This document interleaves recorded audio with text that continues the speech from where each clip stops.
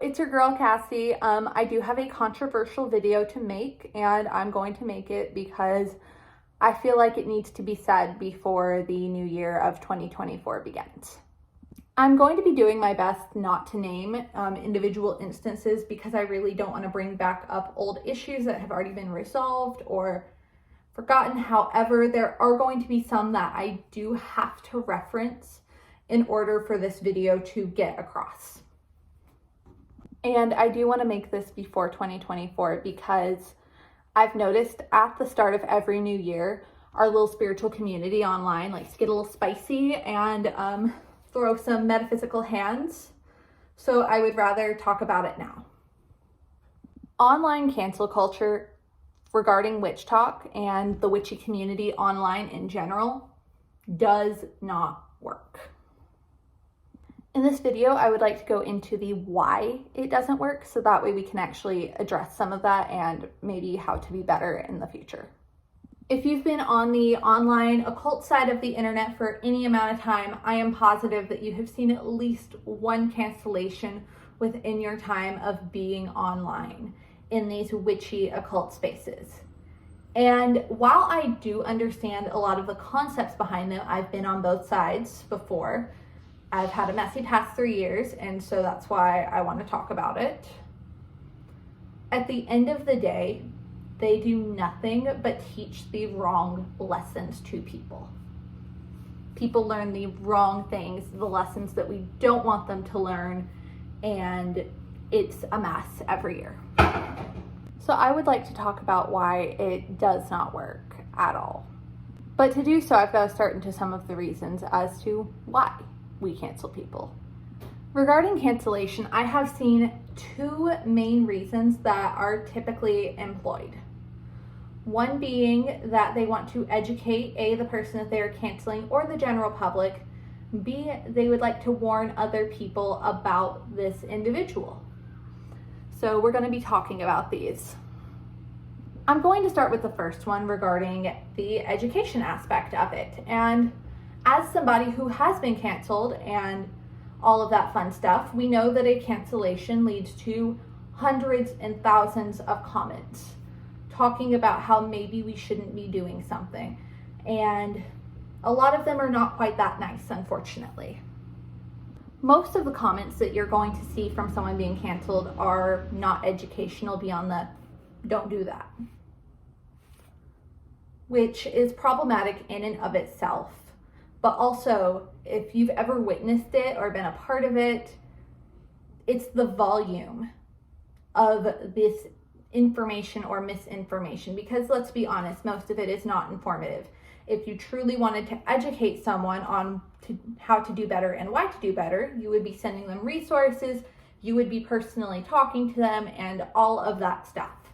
However, with that being said, that doesn't come with clout. So unfortunately, people don't really do that.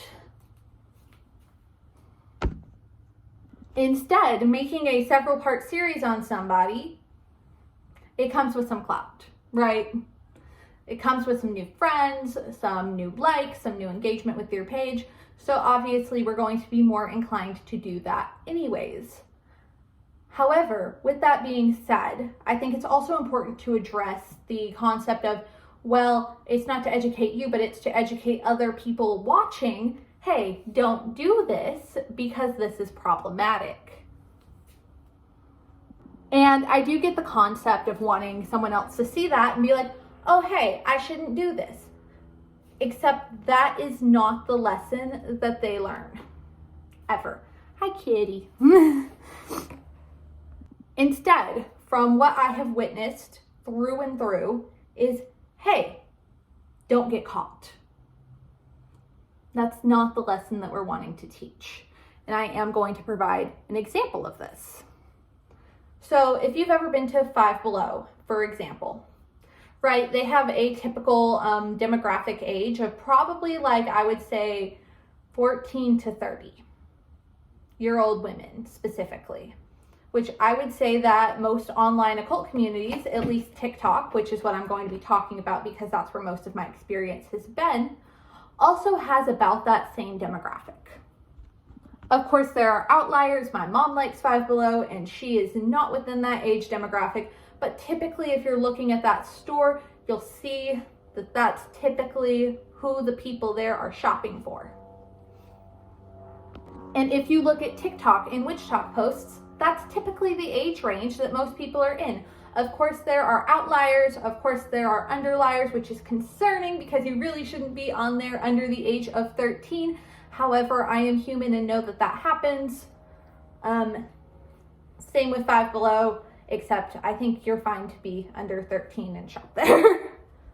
So let's say that these two places have the same demographic. Now I'm going to circle back to something that we should all know at this point if we've been on Witch Talk. The white sage issue. Now, for me personally, I don't use endangered species in my practice at all.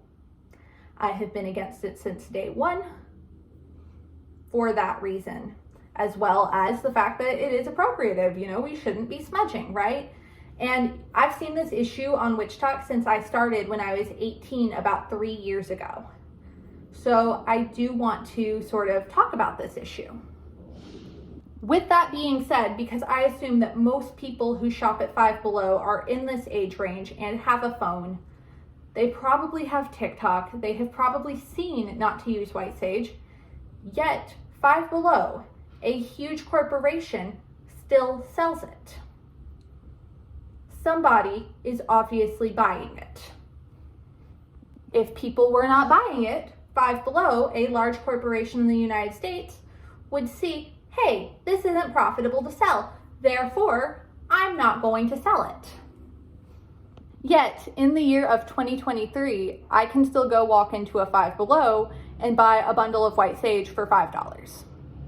I have seen the same thing happen with white-owned companies that sell dream catchers, where they still have them. And I don't believe that the majority of people going to these large stores to buy them are indigenous and should be using it necessarily. But again, clearly someone is buying it, which shows that this attempt to educate the public has utterly failed. And I think that it would be ignorant to assume that these people don't have phones and have never seen anything saying, hey, don't use this, it's appropriation. As well as it's ignorant to also think that they've never seen somebody get canceled for using said objects. So what was the real lesson that these people have learned? They have learned, don't post it on the internet. Gonna let that sink in. They didn't learn not to use it. They learned not to let you see it. Alternatively, they have learned to lie.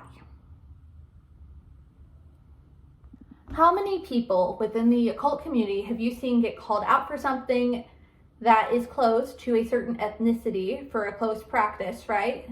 And then they just go, oh, well, I'm actually 0.00123403%, whatever this thing is. How many people have we seen do that? I think somebody gets called out and canceled for doing that for clout at least 4 times a year, minimal. The lesson was not don't use it. The lesson learned was don't get caught. When honestly, had we just provided resources and explained like, hey, using this thing is bad and this is why, we probably shouldn't use it, more people are more willing to hop on board with that and be like, oh yeah, absolutely. I'm not going to use that. I didn't realize it was so awful. But because we went straight to, I'm trying to think of my words here, straight to canceling the crap out of people and harassing them and leaving death threats on their pages and stuff like that, that was not the lesson learned. The lesson learned was, hey, don't let these jerkwads see what I'm doing because they're going to be meanie head jerkwads. Which I know sounds like BS, but that's the lesson that was learned. Alternatively, they also learned, and this is related to bones, to lie about what they are and say that they're deer bones when they're very obviously not deer bones. I'm sorry, that whole thing was so funny, I had to. So what exactly was learned? Not a lesson that we wanted anyone to learn. In canceling people, they learned something. Don't get caught.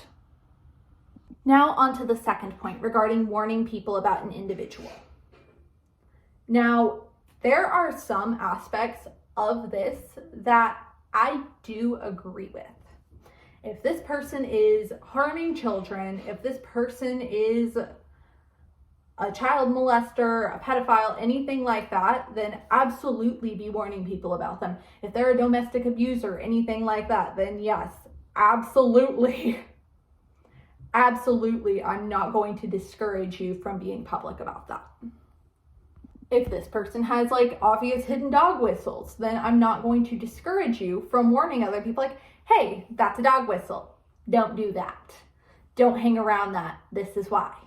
That is educational and that is a good way to warn people. However, at a certain point, people know about these other people. You are wasting your time. And I feel like for some, that's more obvious than others. However, for a lot of these situations, you would be better off just making your own individual posts like, hey, this action or this thing is bad, instead of going at individual people. And I'm going to explain why. One, let's say they don't know. As we all know, cancel culture does not really accept apologies, meaning that really and truly your only way is to double down. And I hate to say that, but it's true. I've seen how many people respond to other people's apologies. There's no room for growth or anything like that for a lot of individuals. And I have seen a positive change for that throughout the years. I have seen us be a little more willing to give people grace and a little more willing to let people grow and change their minds. However, with that being said, we don't really leave a lot of room for it. Versus privately messaging someone about something problematic, which I have done multiple times, I've been greeted with a lot more like, oh shit, I had no fucking idea. Thanks for telling me. I'm gonna get that off my page right fucking now. And I'm like, I got you, don't worry. Because a lot of times people don't know. The people that you're trying to warn other people about, they don't know. And canceling them only alienates them further. Alternatively, if they do know, then all you're doing is you are just setting yourself up for a fight. And no one wins either. Because truth be told, the people around don't care at a certain point. And so there's no point dragging it into the ground. Instead, it would probably be more beneficial just to say, hey, this behavior is bad. Don't do this. Rather than trying to fight an individual who's going to fight back. And it's just going to create a whole messy situation for everyone. And here's the real kicker when you do this. You end up with these people who end up becoming allies, right? And some of these people may have not been so bad. And some of these people may have been real terrible, right? But when you hit a whole bunch of people at one person and they go looking for any support because it is stressful, it is traumatic to be harassed for hours on end, days on end, weeks on end, months on end, it is traumatizing and exhausting. So when they go to look for support, who are they going to get it from?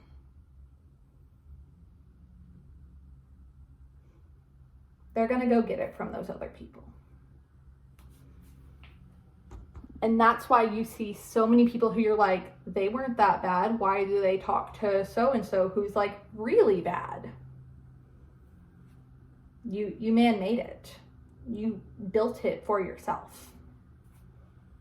It's a man-made alliance turned into friendship because these two people had something to bond over. And most people, when they are canceled, do not get deplatformed. especially on the witchy side of the internet. Most people keep their platforms. They may lose a few followers here and there, but especially after the first one, you typically don't lose anyone. Again, I have a messy history. And yeah, if they're a business owner, if they're making money off of this app, then I get how you might be able to be like, hey, boycott this person, this is why, and that might be effective. However, with that being said, most of the witchy spiritual creators on the app who are in and out of this is not how they make their living. This is not how I make my living, for example, right? I work a full-time regular old job, just like most witches.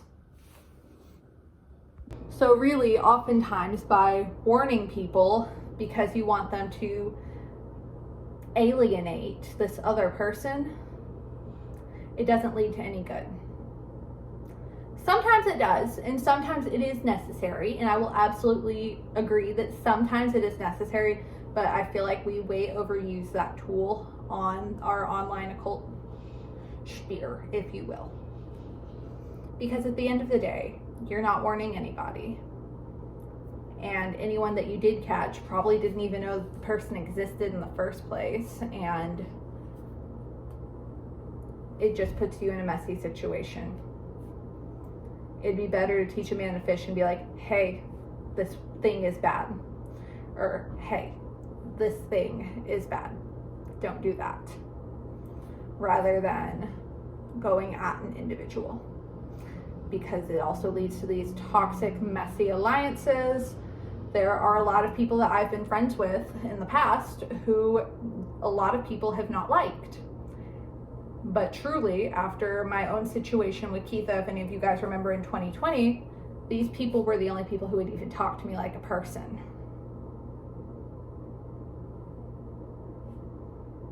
And Keitha has since been canceled. But yeah. You guys wonder how people end up being friends with these other individuals and why they end up supporting them. This shit's why. This shit's how a lot of these people end up bonding together and being associated together and helping each other out. Ultimately giving them a larger platform space than they originally had in the first place, because now they're being advertised on two people's pages. It also doesn't really get them out of the community, right? Because ultimately a lot of people are like, oh, I've canceled someone off the app, but did they really? They might have gotten them off the app, but they probably moved to Instagram. They probably moved to Patreon. They probably moved to Lemonade. You name it. Twitter or X now, whatever. I don't know. I don't use that one, but whatever. It doesn't matter how loud you are on one platform. They will hop to another and they will still find a fan base. So in 2024, I personally am hoping to see some change around here, and hopefully instead of canceling each other, we can educate, like actually educate, instead of doing this, because this doesn't work. And people ask why the occult community online is dead. It's not because the people on here sucked. It's not because all of them suck. A lot of them, yeah. A lot of people do suck.